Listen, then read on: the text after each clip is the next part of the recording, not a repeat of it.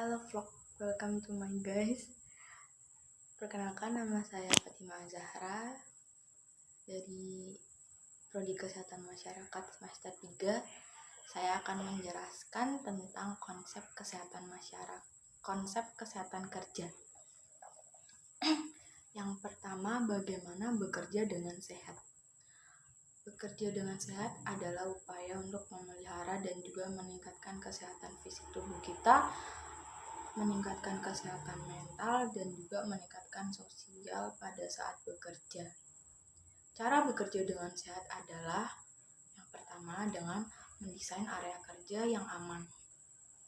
Pengaturan tata letak sangat penting untuk membantu mencapai efisiensi dan efektivitas kerja, mencegah error, dan menekan kejadian yang tidak diharapkan. Terus yang kedua, selalu menjaga kebersihan area kerja.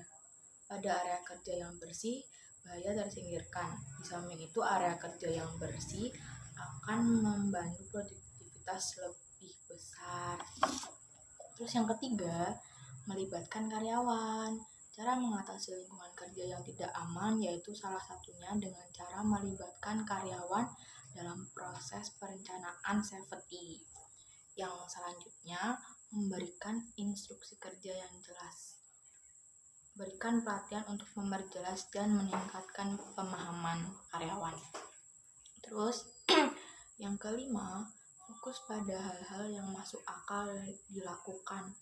Fokuskan upaya keselamatan Anda pada masalah yang paling mungkin bisa dilakukan. Yang keenam, membuka diri untuk menerima kritik. Yang ketujuh, melakukan observasi. Harus melakukan observasi dan pengawasan terhadap karyawan yang melakukan pekerjaan mereka. Menjaga semua mesin dan peralatan dalam keadaan baik. Terus yang terakhir, selanjutnya hazard atau bahaya. Lakukan pemeriksaan rutin atau sesering mungkin. Terus selanjutnya melakukan review. Terus penjelasan yang selanjutnya adalah cara menciptakan lingkungan kerja yang sehat. Yang pertama, ciptakan persahabatan.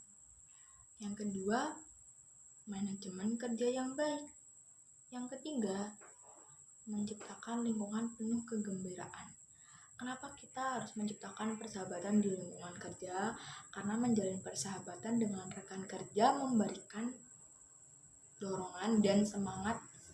Selain itu, teman kerja dapat menjadi sarana berbagai ide.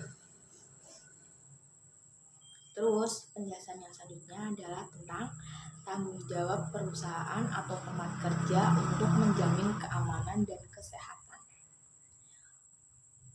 Perusahaan sudah seharusnya bertanggung jawab terhadap keselamatan dan kesehatan seluruh karyawan yang bekerja di perusahaan tersebut.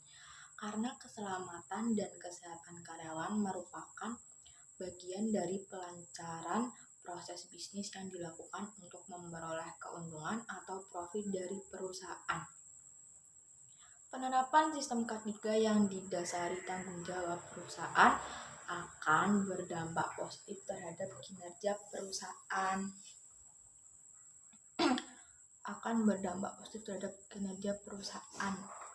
Karena rasa tanggung jawab tersebut akan menimbulkan kesungguhan manajemen perusahaan untuk menerapkan sistem manajemen K3.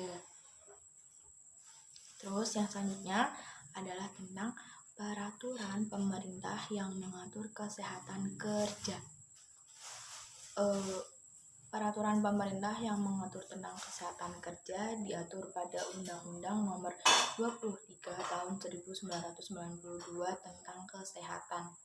Undang-undang ini menyatakan bahwa secara khusus perusahaan berkewajiban memeriksakan kesehatan badan, kondisi mental, dan kemampuan fisik pekerja yang baru maupun yang akan dipindahkan ke tempat yang baru.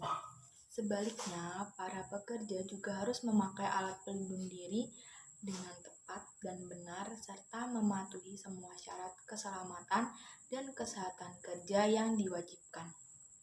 Undang-Undang Nomor 23 Tahun 1992 Pasal 23 juga menekankan pentingnya kesehatan kerja agar setiap pekerja dapat bekerja secara sehat tanpa membahayakan diri sendiri dan masyarakat sekelilingnya hingga diperoleh produktivitas yang optimal.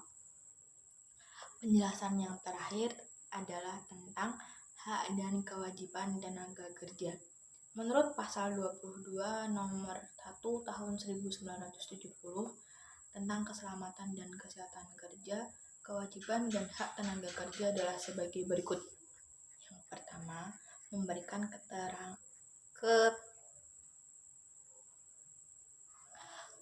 keterangan yang benar bila dimintai oleh ahli keselamatan kerja. Kedua, memakai alat pelindung diri yang diwajibkan.